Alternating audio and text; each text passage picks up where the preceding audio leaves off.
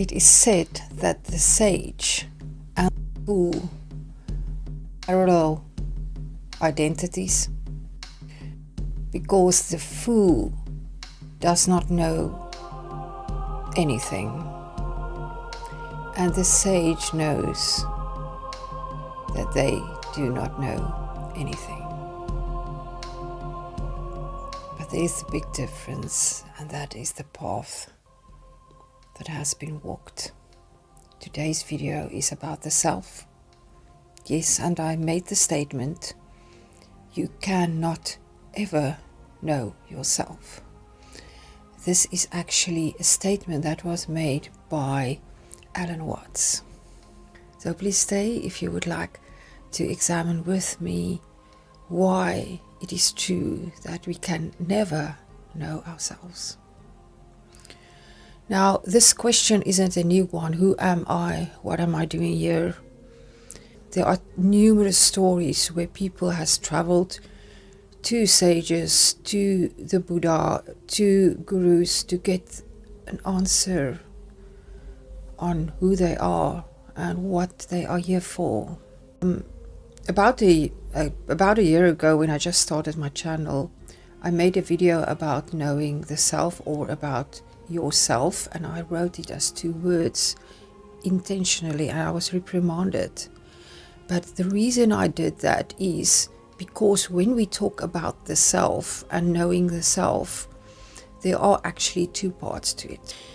There is the self, that is the ego, the identity, and that is the one that people normally struggle with or think they struggle with. That is basically the self concept. Where do I fit in? What is my place? And am I what my parents projected onto me? Am I what other people project on me? Am I what I'm doing? How strong do I identify with that? And there are many books that you can read and self-help manuals that you can get to help you to build your confidence and your identity and to be strong in yourself. But that is just the very small part, the human avatar and the self that we identify here as the role we're playing. And we are playing more than one role. And all of that makes up your identity. And sometimes when people identify too strong with these roles, so you can get what is called personality disorders. But this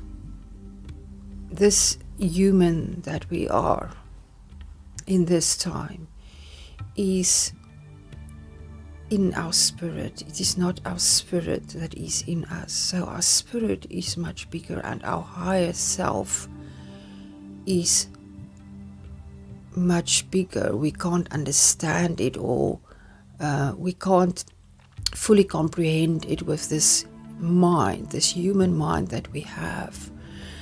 And that is why we should learn to trust our higher self, which is our bigger part, which has all the knowledge. And like Bashar would describe it always as, is the higher self is standing on the mountain top and looking down into the valley where you are and have a broader perspective.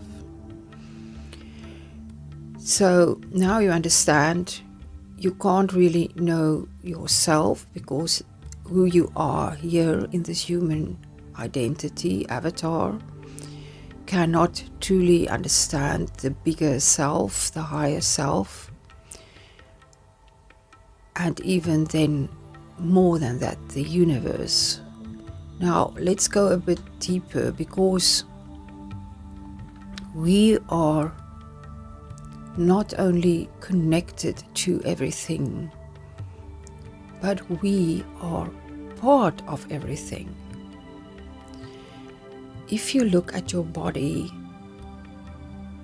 your heart is pumping and everything, all the organs are doing what they're doing. Who are doing that? It is you. It happens without you giving attention to it, have to think about it. It's organically, it's part of the flow. Who is making the sunshine? It is also you, not you alone, but you do have a part in that. And we can go bigger and bigger because we are part of creation. We are source energy. If you look at the ocean, let's make it understandable for this human brain. If you look at the ocean, are the waves part of the ocean or are they separate? They are part of it. And if we take our body, everything we experience because of the interconnectedness with everything else. This is where we, at a philosophical level, if we look at the self can't experience itself without the other. Everything you know about yourself, if you are examining it, everything you feel is in relation to something else. The thing that separates you from the other, be it a chair, be it a bug, be it a cat, mine is lying on the bed here, they are separate from us only by space, and we ourselves are space, 99.999% space. This allows us to separately observe and experience, because if there was no space, and that is the awareness, the space is the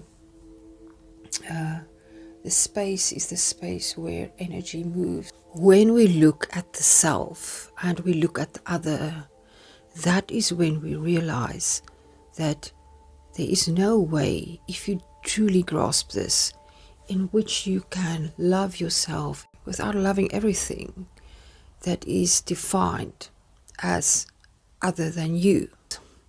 We have a linear time perspective, but when we become more conscious, when our consciousness becomes one where duality dissolves, 5D consciousness, we realize that time is infinite.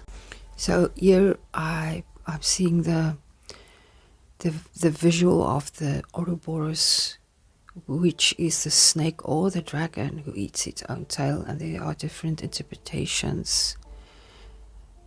Some it's a symbol of life itself, the cycles of life.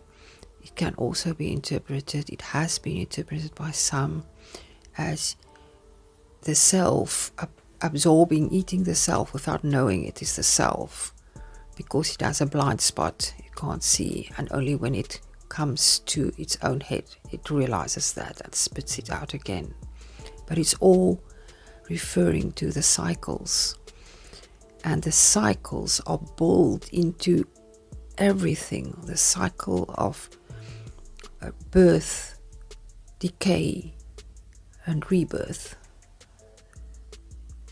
And if we look at nature, if we realize how we are part of it, it will give you an understanding and a realization of how beautiful creation is, and how you can trust the universe to always look after you, to always allow you to experience whatever you want to experience, and then you will allow others the same.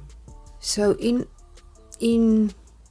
truth, there is actually no old souls, because you were there from the beginning. No matter how you see everything coming into existence, what your understanding or your choice of understanding of that is. Because even if it was the Big Bang, if you could see it like a paintball who hit a wall or a canvas, everything on the canvas, every speck is part of the whole, is part of that paint.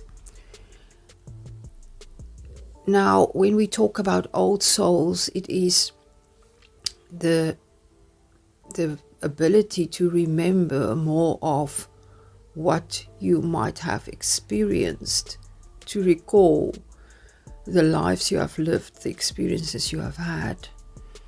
And that gives you, for instance, more wisdom because you can remember more. But you are not younger or older as a soul than anyone else. So let's get back to my statement in the beginning, that the statement that we can never know ourselves. We can never know ourselves as fire cannot burn itself. We are everything that is, and we can never know everything. That is the experience of life, to experience different aspects at different intervals as different aspects of the whole, of the big I am. So we come to know that there is no real difference between what we think and who are thinking. All is one. So what does it mean then for us practically? It means you don't have to focus so much on asserting yourself as an individual or being attached to your identity, because your identity is not you. It's only a very small part that is projected, that you identify with because of the feedback that you get from your environment. You can be anything you want, and you can be completely free, knowing that you will never know. You will never know yourself, and you will always return. It might not be as this identity, but you will always return. You are part of the big I am, and being that, you are part of every experience, and things that fall away, things that are devoured, are not lost. In that way, the universe is helping us. We are helping ourselves to let go. So it's in the stillness, in the awareness, in the space between the music notes and the pauses between the words, when you truly observe, when you truly experience the lightness of being, that you will find peace, and that you will know that it is truly love that is the pulse of the universe. Thank you for listening. You can leave your questions or your remarks or your love in the comments. I always read all of them and reply. You can check out my website for my art. Soon there will be more to see. And I'm sending you my infinite love.